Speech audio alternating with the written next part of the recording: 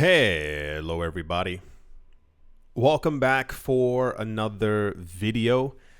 Hope you're all doing great. Hope you're all doing well. Hope you're all doing absolutely fantastic.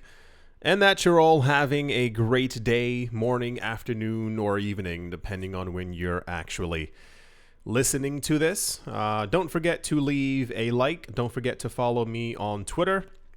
There's a link in the description below. Sorry if I sound a bit slow or sluggish. I just got up, just rolled out of bed, and this is usually what happens. You've all been there before. And without any further ado, let's jump right into it. There's a lot always going on within the space. It's just the way that kind of things are. Anticipation is growing. Mounting is sky high right now for where or what the cryptocurrency space is going to be doing over the course of the next 3 months. If you've missed any of the last 10 videos or so, and I think 10 is actually quite accurate. The discussions now are apparently April, May, and June are meant to be like the key core months when the cryptocurrency market in its entirety are going to pump. People are discussing actively that within these 3 months, we're going to see Bitcoin go near or above $200,000. The discussions of a $5,000 to a $7,000 Ether are also quite prominent. It is expected now, who knows if things will change. It's expected in April and May, and potentially also June, but April and May is when we would start to begin to hear of the actual approvals or disapprovals of any cryptocurrency ETFs, as many of them were filed in November and some in mid-December, what have you. So up until this point, we've seen the SEC give like an extended waiting period for a number of ETF applications, and those are essentially coming due. So this has been more or less, the last 3 months have been kind of a, dipping your toe into the blockchain kind of test thing. People have really been seeing exactly how far this brand new SEC is going to go. But the crypto expansion continues in all directions. We are still in a really weird spot where mainly, I'll say it this way, mainly people who are in crypto, have been in crypto for a while, are still buying and they understand what's going on. The majority of everyone else, the other retail investors, have all but left the market. They've exhausted their holdings, they've sold everything, or they're not interested yet enough to even get back into the market. But the big money is there, and that's, if you saw the last couple of videos, a lot of my frustration that's been flying around is like, and this is not financial advice, what have you, but this is normally the time historically that we would see when it is a good time to get into the market before prices begin to pump. But alas, what can you really do? This was incredibly popular news. It has to do with BlackRock, so of course everyone's going to completely lose their minds over this one. BlackRock has launched their first Bitcoin ETP. So it's an exchange traded product. It's basically the same as an ETF. It might have different parameters, but more than anything, it's typically the same. For those of you who don't have the context for it, Europe has had, and I say Europe in its entirety. I know people are always like, Europe's a continent. Yeah, I got that part, but this is the way that people talk about land masses in general. Europe and Europeans have had access to Bitcoin ETFs and Ethereum ETFs, and also, I believe, XRP ETFs and ETPs for the last 2 to 3 years. This has mainly only been a discussion within the US because of the whole Gary Gensler thing. But if you weren't here years ago, someone made a proposal for a Bitcoin ETF or an ETP within Europe, and it was approved in weeks, and we got news that the German stock exchange, the Stockholm stock exchange, the Paris stock exchange, and I want to say the one in London, I want to say those were all like allowed to like trade it instantaneously. This entire struggle has only been from the US SEC. That's why every other video, whenever we keep getting good news from the US SEC, I'm always like, I'm still lightly skeptical just because of how things were in the past. The thing now is that this is from BlackRock. And usually we say that BlackRock is, the word's not undeniable, but if BlackRock does something, big money is going to move into it. So while the other previous Bitcoin, Ethereum, XRP, ETFs, and ETPs within Europe, typically on any given day, at least for when we were hearing about them more before the US's, we would hear that they had inflows of $1.5 million, $3 million per day. So we can assume that the BlackRock one is going to be where a large amount of the volume actually kicks in. BlackRock has launched its first Bitcoin ETP in Europe, marking its debut in crypto-linked ETPs outside North America with a temporary 10 basis point fee waiver, which a lot of articles were also talking about as if that was something like historically abnormal. Whenever, usually, if they're trying to get a huge amount of money into it, early liquidity, or just in general, you have like an incentivized number. They did the same exact thing in the United States. I think it was like the first several $1 billion that entered into the fee. I think the fees were waived, and then everyone after had I think a 0.15% fee, and it was like, yeah, you do that to get the money into the actual market. American financial giant BlackRock is stepping into the European crypto market with its first Bitcoin exchange traded product, which will trade under the ticker IB1T on Extra and the Euronext Paris, and as BTCN on the Euronext Amsterdam, marking its expansion beyond North America. And that whole mini little paragraph sentence is very cringe. For those of you who don't know, BlackRock owns the world. That's not being exaggerating or whatever the case might actually be. A lot of times, many articles that are written in crypto about BlackRock or Fidelity or State Street or any of KPMG, you name it, a lot of the articles are like, this is really cool because this is their first time doing this in Europe. Many people don't know, but this is their first fund in America. And it's like, no. When you talk about like owning the world, it's not like, they own 1% of this. No, this company owns like every major thing, and or they're like a gigantic shareholder in every, if not many, different industries. So this isn't their first foray into crypto within Europe, or like maybe we should try the European markets. No, they're literally BlackRock. According to a Bloomberg report on the 25th of March, the so-called iShares Bitcoin ETP IB1T will launch with a temporary waiver fee, reducing its fee exposure, blah, blah, blah, blah, blah. Manuela Sperandeo, BlackRock's head of Europe and Middle East iShares products, says the product reflects what really could be a tipping point in the industry. The combination of established demand from retail investors with more professionals and now really getting into the fold. A lot of, how do I say this? I don't really know how. There's always been like a lot of weird negativity in crypto, specifically towards Europe because of regulation and things not moving, and I say as fast in the weirdest way possible. Because when Europe was getting all these cryptocurrency based products and Gary Gensler wasn't allowing them to go through, the amount of articles I saw online about how Europe was very slow with tech and innovation and stuff like that, I was like, yeah, okay, well, they're the ones getting all the actual funds going through.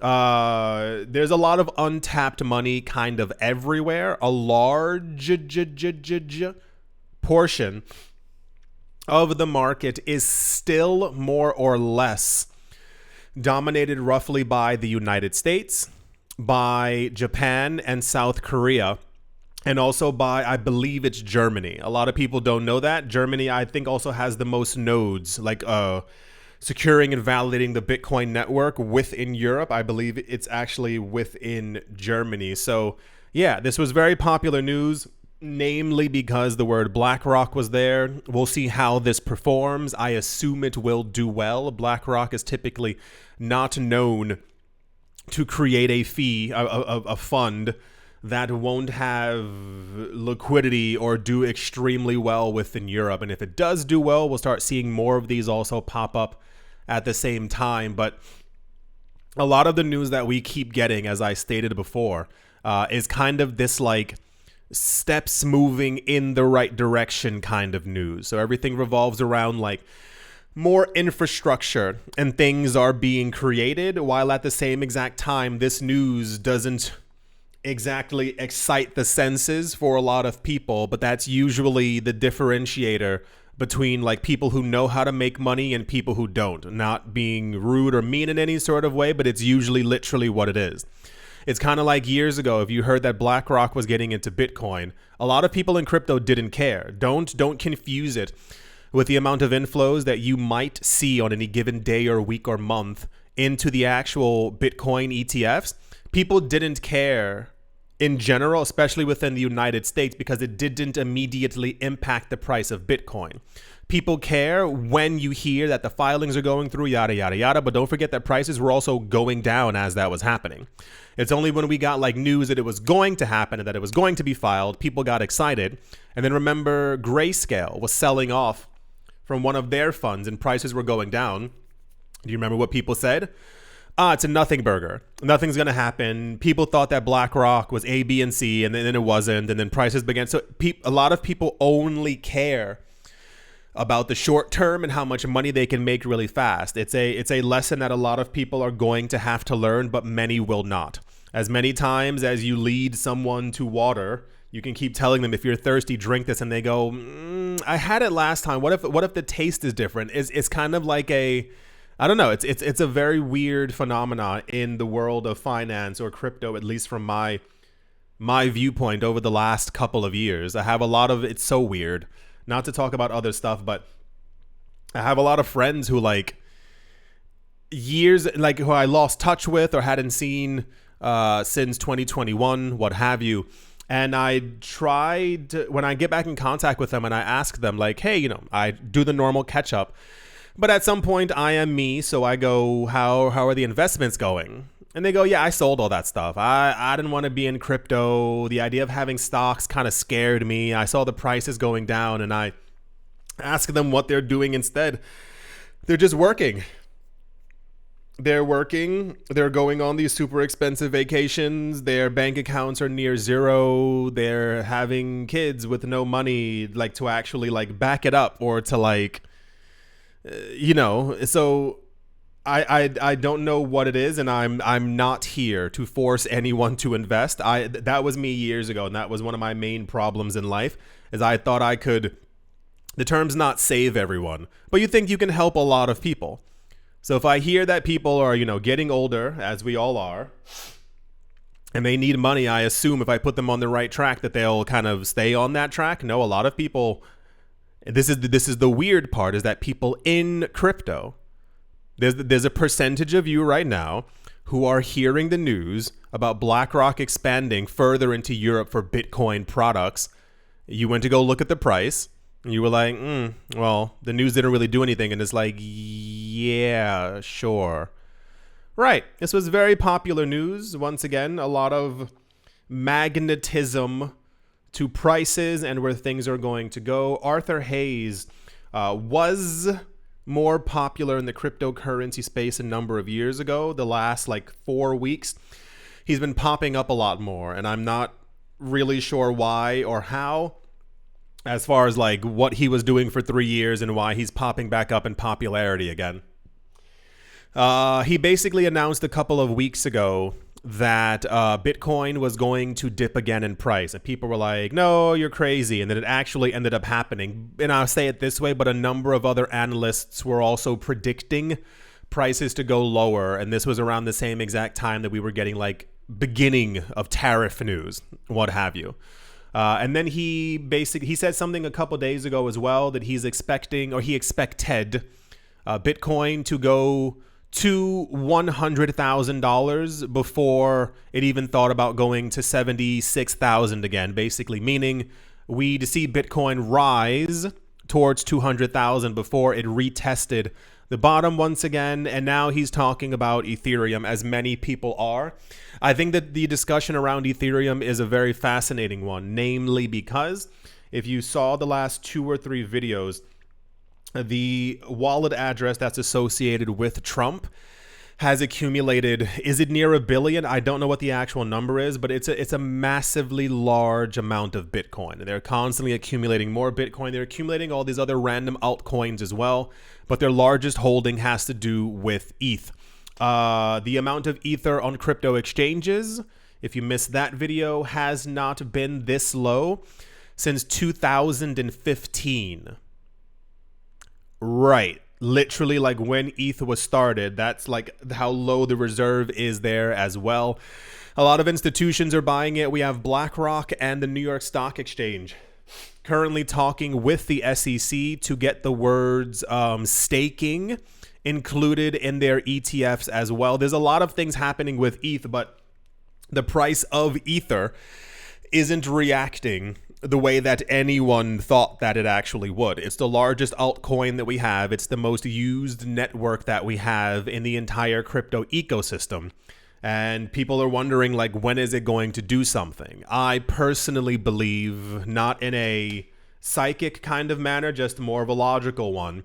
We're probably seeing heavy amounts of price manipulation for Ether for a number of reasons. Institutions are trying to get in as low as possible, obviously. If you can get in at 1,500 or 2,000 before it goes to 10,000, you're going to try and get to the lower number. Ethereum also, historically, tends to control the altcoin market. So if Ethereum is having a very good day in price, the other altcoins will pump as well. It's just the way that things have kind of been.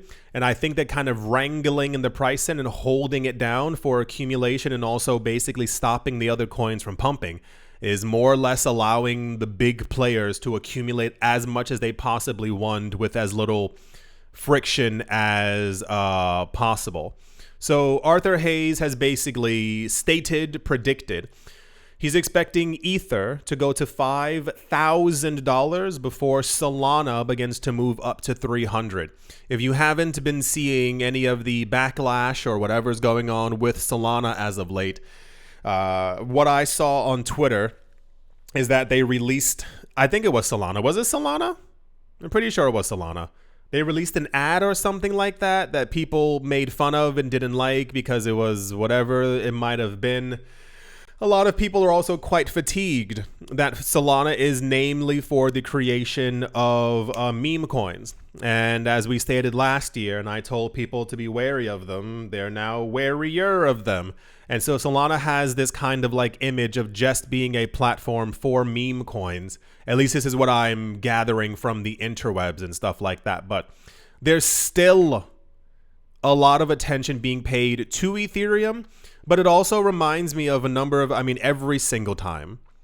Every time that Ethereum gets like an unusually weird amount of like negative attention is usually when it ends up outperforming. It's kind of this like, I don't even know what to call it. Yeah, like you kick it when it's down and you kind of make fun of it and then the price goes back up and everyone goes, yeah, I believed in it the whole time. That's also what's happened and what's happening to XRP as well. It's this kind of like the coin's never going to go anywhere.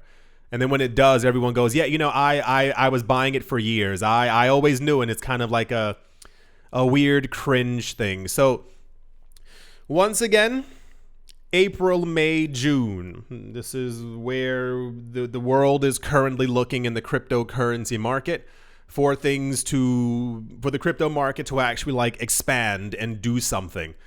Price predictions and price timelines range anywhere from the next 6 to 12 months to the 3 months are going to be good. Sometime in the summer, it might be shaky. Then by the end of the year is when we plateau and go a lot higher and all that other stuff. But a lot of it is just, it's not weird speculation, but it's just fascinating to see like all the numbers coming out in a flurry. every major coin is extremely undervalued right now. I don't know when, and no one knows. No, not one single person knows when all of this is going to make sense. But when it does make sense, it's one of those hindsight 2020 kinds of things. And you're like, oh, of course, all the buying, all the accumulation, of course, it was going to $14,000. But as of right now, Ethereum is like the making fun of clown king. I don't know, whatever. Everyone's making fun of it because the price just really isn't reacting. That's the Arthur Hayes is in the news every other day talking about prices news. And yeah, let's move on. Also in very popular news as well. It's not that it shouldn't be popular news, but it's just more like, okay. The Deutsche Börse, or the German stock exchange, is poised to revolutionize the crypto landscape in Europe by launching comprehensive custody and settlement services for institutional clients in 2025. Have you noticed the trend in the video yet? Yeah, there's a lot of stuff about Europe launching a lot of these products.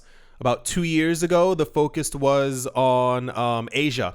There was a lot of focus on regulation within South Korea, regulation within Japan, Singapore allowing crypto ETFs and other things to go through, and then kind of the crescendo for that part of the world until recently, what have you, was Hong Kong. And Hong Kong, for those of you who also, that was a digital slap in the face, because Hong Kong announced that they were going to get into crypto, and they were like, yeah, like we're going to launch some Bitcoin ETFs.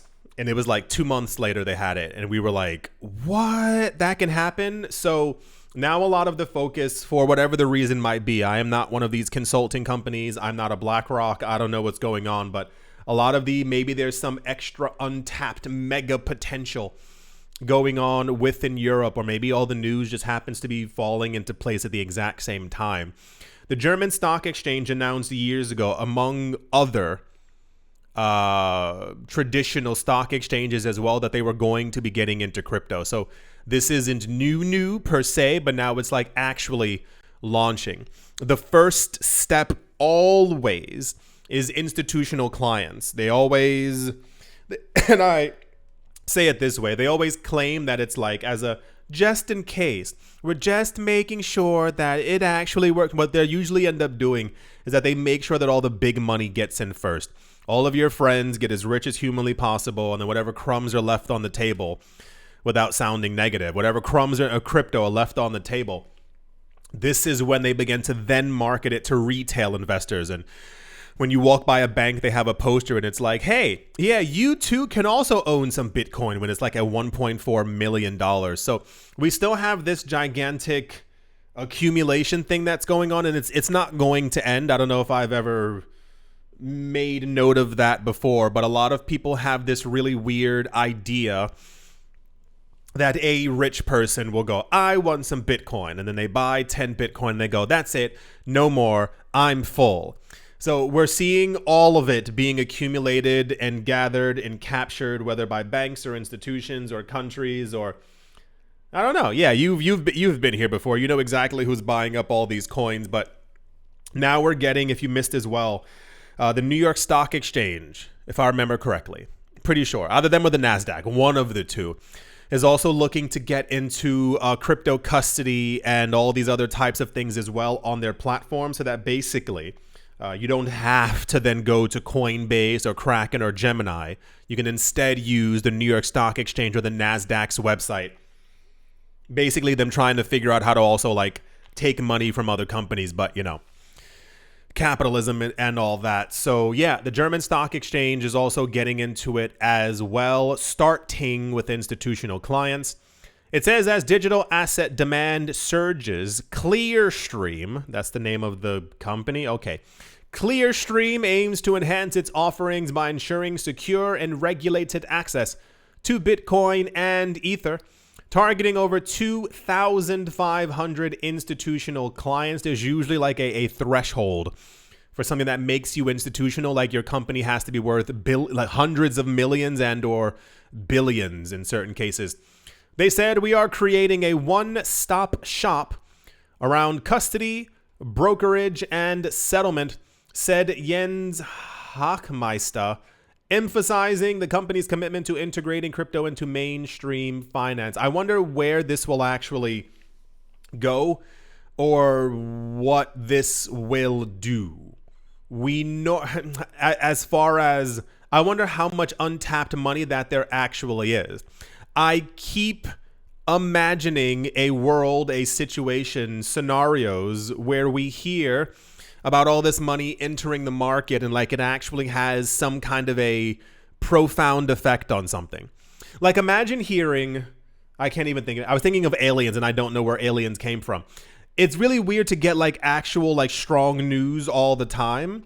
And maybe because I view the world typically from like a rose-colored glasses kind of thing, I assume that the change will be nearly instantaneous. As far as if we are getting news that the German stock exchange, the Swiss stock exchange, the Stockholm stock exchange, the Paris stock exchange are integrating, buying, using, custodying crypto and Bitcoin and Ethereum, and BlackRock is doing this, that there would be like a wave of enlightenment across the masses that would go, now we got to get into this, like that kind of thing. But it never arrives. It never comes. The only people who, and I say the only people, tends to just be like institutions. I don't know if it's because of life. Kind of like, I remember being younger, and when you don't have any money, money has a very different meaning to you.